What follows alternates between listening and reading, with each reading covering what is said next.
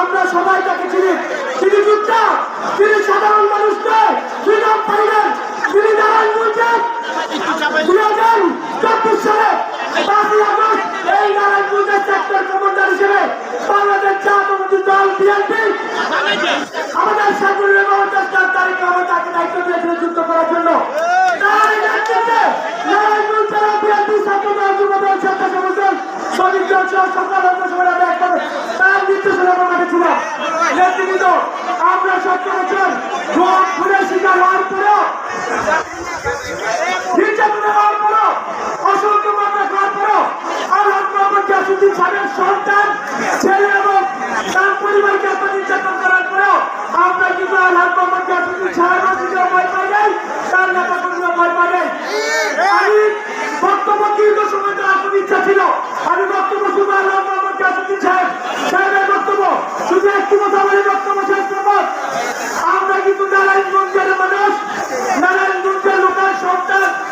এই নারায়ণগঞ্জে কিন্তু এই বাজারের মানুষকে কিছু অসাধু দুষ্কৃতিকারী সন্ত্রাসী চালাবাজি আখ্যা দিয়ে এই নারায়ণগঞ্জের মাটিতে এই বাজারের মানুষের মাথায় কথা রেখে একটা একটা করে পুষকে দিচ্ছি আপনাদের কাছে দিয়ে গেছে।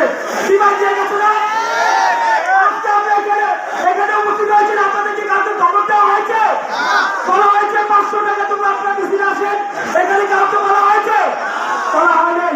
কারণ আমরা নারায়ণগঞ্জের মানুষ, লোকাল ছেলে, আমরা কাউকে ভয় পাই না, নবককে ভয় পাই না। আল্লাহ মোহাম্মদ গিয়াসউদ্দিন সাহেব আমাদের যতবার ডাক দিয়েছে কুচু করে নারায়ণগঞ্জের মাটিতে রাজনীতি করেছি, কাউকে ভয় পাই না।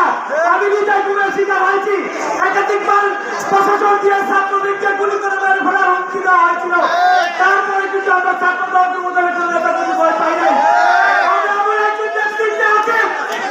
নিজের শরীরের রক্তে আপনি টক করে কোন নির্দেশ দেয় আর কোনো কিছু ভালো লাগে না। রাজপথ থেকে তারেক রহমানের নেতৃত্বে আল্লাহ মোহাম্মদ গিয়াসউদ্দিন সাহেবের নির্দেশ পালন করার জন্য নিজের জীবন বাজি রাখার জন্য প্রস্তুত। আমি অত্যন্ত আনন্দিত, দীর্ঘ 17 বছর পর নিজের মাটিতে দাঁড়িয়ে কথা বলছি।